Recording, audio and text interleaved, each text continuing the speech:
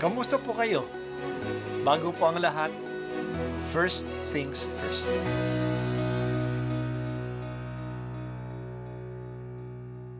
Good morning po. Sinisimulan po natin ngayon ang first things first. At dito po, tinatalakay natin sa unang bahagi ng umaga natin ay ang first readings na binabasa po sa banal na misa. Ito pong tinatalakay natin kasi madalas po marami na tayong alam tungkol sa gospel readings. Pero konti po ang nagsasalita sa first readings. Pero ang first readings, bahagi din po yan ng Biblia, ng banal na kasulatan. Kaya susubaybayan po natin ang mga first readings, basahin po natin at kuminsan kailangan ng basahin ng 2 o 3 beses bago maintindihan kasi hindi po tayo familiar sa mga istorya at sa mga kaisipan na tinatalakay dito. Ang pagbasa mula sa aklat ng Henesis. Pagkakain ni Adan sa bunga ng puno, tinawag siya ng Panginoon at tinanong, "Saan ka naroon?" "Natakot po ako nang marinig ko kayong nasa hardin. Nagtago po ako sapagkat ako'y hubad," tugon ng lalaki. "Sinong may sabi sa iyong hubad ka?" tanong ng Diyos. "Bakit? Kumain ka ba ng bungang ipinagbabawal ko? Kasi pinakain po ako ng babaeng ibinigay ninyo sa akin," tugon ng lalaki. "Bakit mo naman ginawa iyon?" tanong ng Diyos sa babae. "Mangyari po'y nilinlang ako ng ahas, kaya ako natuksong kumain," tugon naman niya. At sinabi ng Panginoon sa ahas, "Sa iyong ginawa'y may parusang dapat, na tanging ikaw lang yaong magdaranas. Ikaw ay gagapang ang hatol kong gawad, at alikabok ang pagkaing dapat. Kayo ng babae, laging mag-aaway, binhimo't binhi niya'y laging maglalaban. Ito ang dudurog ng ulo mong iyan, at ang sakong niya'y ikaw ang tutuklaw." Eva ang itinawag ni Adan sa kaniyang asawa, sapagkat ito ang ina ng sangkatauhan. Ang salita ng Diyos. Salamat sa Diyos. Dakilang kapistahan ngayon ng kalisilisang paglilihi kay Maria. Ang ibig sabihin nito na hindi nadagtaan si Maria ng kasalanan mula pa noong ipinaglihi siya. Ito'y katangi-tanging pribilehyo sa kanya dahil sa papel na magagampanan niya sa pagdating ng anak ng Diyos. Sa kanyang laman, magkakatawang tao si Jesus. Nararapat man lamang na ang katawan na panggagalingan ng katawan ng anak ng Diyos ay hindi ni isang saglit man lang na dumihan ng kasalanan.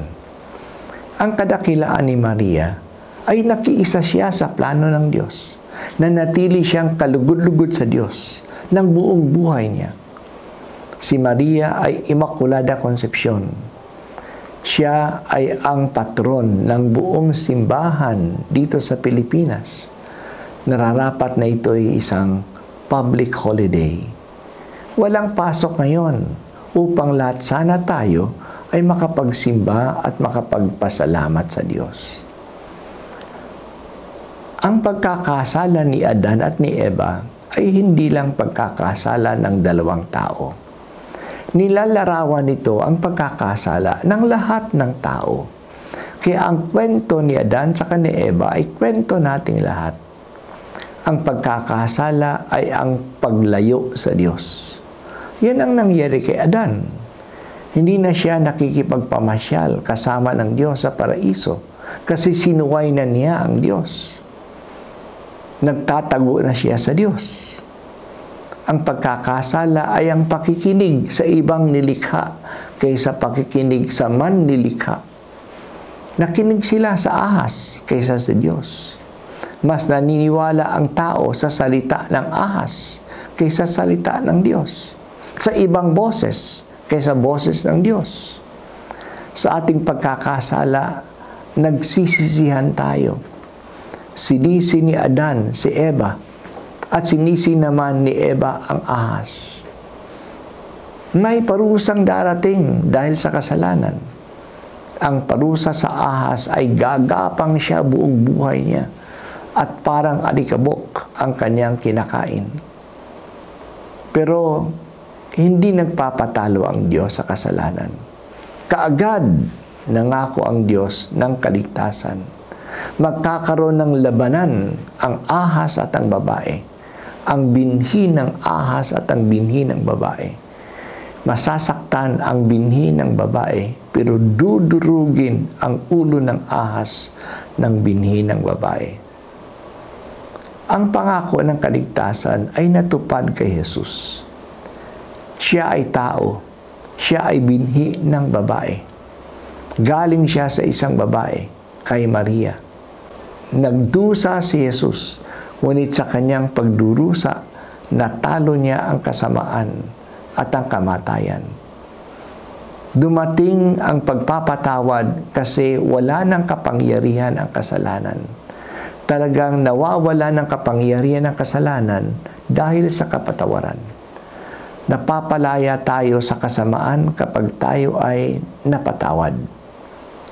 Hingin natin na tulad ni Maria, na patuloy tayong magtagumpay sa kasamaan.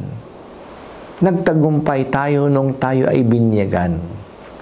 Patuloy na pinapakita at inaangkin natin ang tagumpay na ito kapag tayo ay nagsisisi at nangungumpisal. Ang pagsisisi ay hindi tanda ng kahinaan, ngunit ng lakas.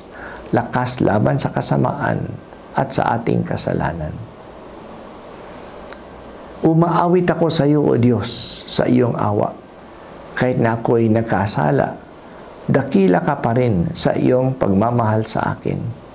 O Maria Immaculada, ipanalangin mo ako. Ang unang pagbasa, at ako po ay si Bishop Broderick Pabilio dito sa First Things First.